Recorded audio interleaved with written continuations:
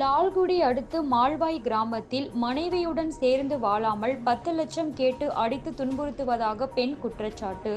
திருச்சி மாவட்டம் லால்குடி அடுத்த கீழ அரசூர் கிராமத்தைச் சேர்ந்த ஆனந்த் லீலாவதி தம்பதியினரின் மகள் பிரியாவிற்கும், கீழ அரசூர் அருகே உள்ள மால்வாய் கிராமத்தில் வசிக்கும் ராமச்சந்திரன் செல்லம் தம்பதியினர் மகனான அறிவழகனுக்கும் கடந்த 2019ஆம் ஆண்டு திருமணம் நடைபெற்றது. திருமணத்திற்காக பிரியா குடும்பத்தினர் மாப்பிள்ளை வீட்டிற்கு தேவையான அனைத்து பொருட்கள் 30 பவுன் நகையும் போட்டு திருமணம் நடத்தி வைத்துள்ளனர். இந்த நிலையில் திருமணமாகி கடந்த சில நாட்களிலேயே அறிவழகன் மதுபோதையில் மனைவி பிரியாவை தகாத வார்த்தைகளால் பேசி அடிப்பது, அவரது மனைவியை பணம் கேட்டு தொந்தரவு செய்வது என இருந்து வந்துள்ளார். மேலும் அறிவழகன் வாழும் வீட்டில் 30 லட்சம் கடன் உள்ளதால் 10 லட்சம் பணம் வாங்கி கொண்டு வா எனவும், பிரியாவின் மாமனார் மாமியார் கணவனுடன் சேர்ந்து வாழ விடாமலும் வீட்டிற்கு சென்று பணம் வாங்கி வா என அடித்து துன்புறுத்தியதாக கூறப்படுகிறது.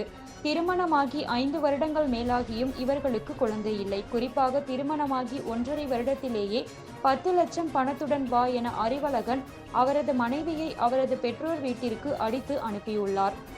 மனைவி கணவனுடன் சேர்ந்து வாழ வேண்டும் என லால்குடி சார்பு நீதிமன்றத்தில் வழக்கு தொடுத்துள்ளார். ஆனால் அறிவழகன் மனைவியுடன் சேர்ந்து வாழ விருப்பம் இல்லை, விவாகரத்து வேண்டும் என வழக்கு தொடர்ந்து பின்னர் வெளிநாட்டிற்கு வேலைக்கு சென்றுவிட்டார்.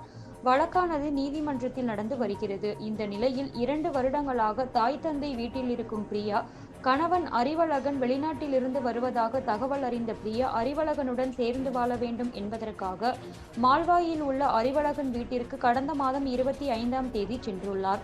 அப்போது அறிவழகனின் தாய் தந்தை வீட்டிற்குள் விடாமல் தகாத வார்த்தைகளால் பேசி அடித்துள்ளனர்.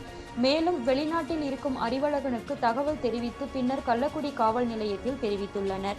கள்ளக்குடி போலீசார் தினமும் அறிவழகன் வீட்டில் இருக்கும் பிரியாவை வீட்டை விட்டு வெளியே செல்லுமாறு மிரட்டியதாகவும், கணவர் அறிவழகனுடன் தன்னை சேர்த்து வாழ வைக்க வேண்டும் என கண்ணீர் மல்க பிரியா இன்று மாலை 4 மணிக்கு தெரிவித்தார்.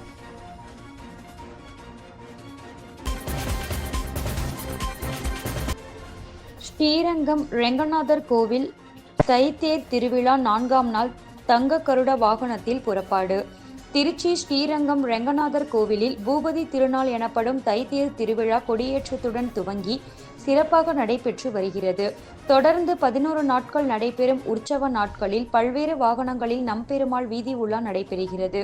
தைத்தேர் பூபதி திருநாள் உற்சவம் 4ஆம் நாளான இன்று மாலை 6 மணிக்கு தங்க கருட வாகனத்தில் நம்பெருமாள் திருவீதி உலா வந்து பக்தர்களுக்கு அருள் பாலித்தார்.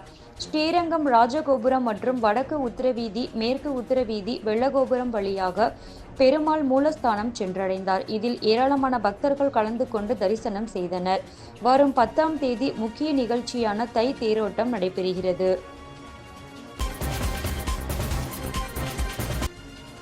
மணச்சநல்லூர் அருகே அத்தானி கிராமத்தில் நில பிரச்சனையில் ஹெல்மெட்டால் தாக்கப்பட்ட பெண் பரிதாப உயிரிழப்பு, உறவினர்கள் சாலை மறியல். திருச்சி மாவட்டம் மணச்சநல்லூர் அருகே அத்தானி கிராமத்தில் வசித்து வருபவர் ரகுநாத். இவர் டீக்கடை ஒன்றில் டீ மாஸ்டராக பணிபுரிந்து வருகிறார். இவருக்கு ஜீவா என்ற பெண்ணுடன் திருமணமாகி 2 குழந்தைகள் உள்ளன.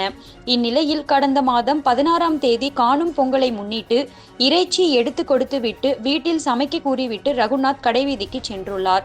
இதற்கிடையில் அவர்களது வீட்டில் அருகில் வைக்கப்பட்டிருந்த கல் ஒன்றை பக்கத்து வீட்டு பெண்ணான மாலதி எடுத்து பயன்படுத்தியுள்ளார். இதனை அறியாத ஜீவா இங்கிருந்த கல் எங்கே என தன் மகனிடம் கேட்டுள்ளார். மகனும் தெரியவில்லை என கூறியதை அடுத்து தந்தை வரட்டும் என கூறியுள்ளனர்.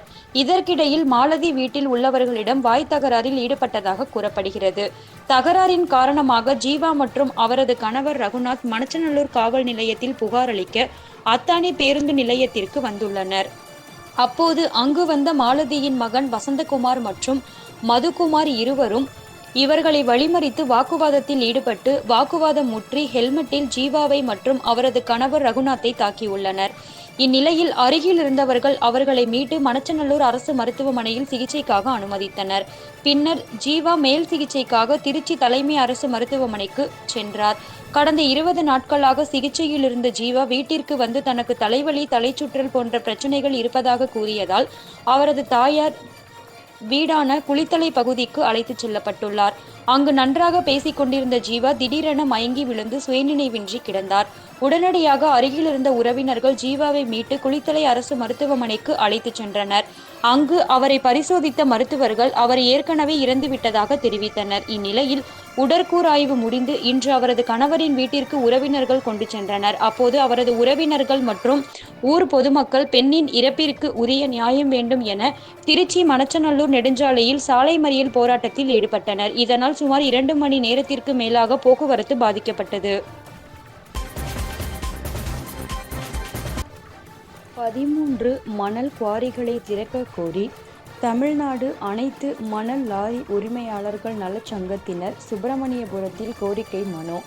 தமிழ்நாடு அனைத்து மணல் லாரி உரிமையாளர்கள் நலச்சங்கம் சார்பாக திருச்சி சுப்பிரமணியபுரம் பகுதியில் உள்ள நீர்வளத்துறை தலைமை பொறியாளர் அலுவலகத்தில் மாநில தலைவர் பாபநாசம் வேலு தலைமையில் மதியம் 1 மணிக்கு கோரிக்கை மனு ஒன்றை அளித்தனர். அந்த கோரிக்கை மனுவில் கூறியிருப்பதாவது: தமிழகம் முழுவதும் இயங்கி வந்த அரசு மணல் குவாரி மற்றும் கிடங்குகளில் முறைகேடு நடந்துள்ளதாக கடந்த 2023ஆம் ஆண்டு அமலாக்கத்துறையினர் சோதனை இட்டதால் அனைத்து அரசு மணல் குவாரிகளும் கிடங்குகளும் இயங்கப்படாமல் நிறுத்தி வைக்கப்பட்டிருந்தது.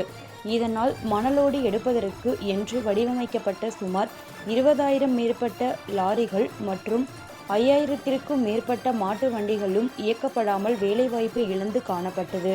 இதனால் இவர்களின் வாழ்வாதாரம் மிகவும் கடுமையாக பாதிக்கப்பட்டுள்ளது. மணல் குவாரி இயங்காததால் அரசு மற்றும் தனியார் கட்டுமான பணிகளுக்கு மணல் தட்டுப்பாடு ஏற்பட்ட சூழ்நிலையில் செயற்கை மணல் எம்சாண்ட் மற்றும் பேசாண்ட் உற்பத்தியாளர்கள் இந்த சந்தர்ப்பத்தை பயன்படுத்தி மிக அதிக விலைக்கு மணலை விற்பனை செய்தனர்.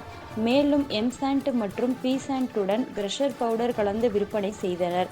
இதனால் பொதுமக்களின் கட்டிடங்களும் அரசு கட்டுமானங்களும் உறுதித்தன்மை இல்லாமல் இருக்கிறது.